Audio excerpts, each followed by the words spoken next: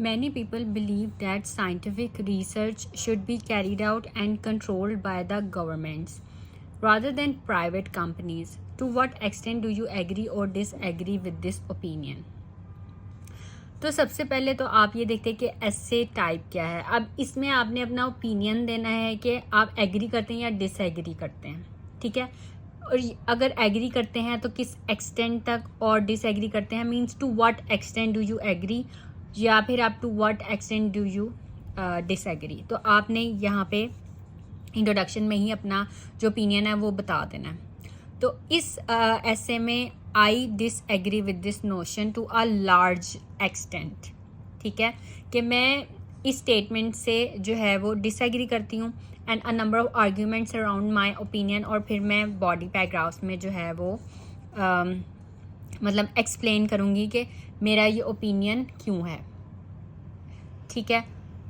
तो सबसे पहले आपने इंट्रोडक्शन लिखना है. Innovation is critical to the economic and social developments of the country. So ये जनरल स्टेटमेंट है.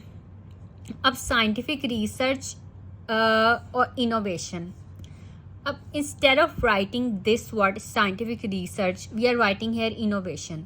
अब यहाँ पे साइंटिफिक रिसर्च भी यूज़ कर सकते हैं क्योंकि ये मेन टॉपिक है, मेन वर्ड है, मतलब ऐसे टॉपिक ही ये है. लेकिन रेपिटिशन जो है ना वो अलाउ नहीं है आईएलटीएस ऐसे में कि आप इंट्रोडक्शन में भी यही वर्ड लिख रहे हैं, then body paragraphs and conclusion. आपको टॉपिक स्पेसिफिक वोकैबुलरी यूज़ करनी पड़ेगी या सिनोनिम्स. तो हमने देखें स्टार्ट ही इंट्रोडक्शन जो है वो फर्स्ट इम्प्रेशन है एग्जामिनर पे, ठीक है. तो उसमें आपने मतलब कुछ स्टूडेंट ऐसे करते हैं ये कॉपी पेस्ट कर देते हैं यही स्टेटमेंट, ऐसे आपने नहीं करना. आपने जो है टॉपिक स्पेसिफिक वोकैबुलरी यूज़ करनी है, सिनोनिम्स यूज़ करने हैं, इसको पैराफ्रेज करना है स्टेटमेंट को. अब यहाँ पे हमने जनरल स्टेटमेंट लिख दी है ये, ठीक है, और ब्यूटीफुल वर्ड यूज़ कर दिया इनोवेशन, ठीक है. Innovation is critical to the economic and social development of the country. In this regard many people believe that research, अब यहाँ पे हमने वर्ड यूज़ किया सिर्फ research instead of writing scientific research. Research should be mainly in the hands of the state and instead of writing this word governments we are writing here state. और यहाँ पे word use हुआ है carried out and controlled, और यहाँ पे हमने लिख दिया mainly in the hands of. तो ये पैराफ्रेजिंग हो गई, ठीक है. इस तरह से आपने इंट्रोडक्शन लिखना है, आपने पैराफ्रेजिंग करनी है. अब ये जनरल स्टेटमेंट है,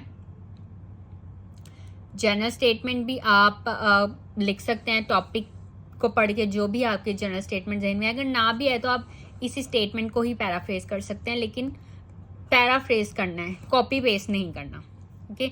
और फिर आगे हमने अपना ओपिनियन दे देना है. However I disagree with this notion to a large extent, ठीक है. टू व्हाट एक्सटेंट उन्होंने पूछा हुआ है ना, and a number of arguments around my opinion, okay.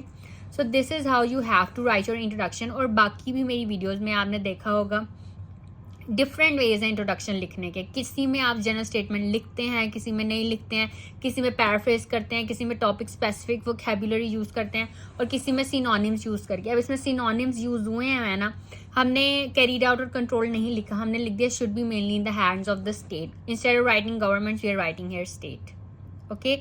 So just practice.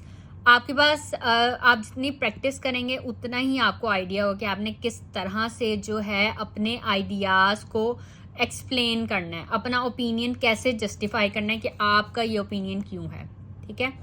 सो आप जो है इससे आइडिया लेकर आप अपना अच्छा इससे भी बेहतर इंट्रोडक्शन लिख सकते हैं. So that's all for this video. If you have any questions you can ask me in comments.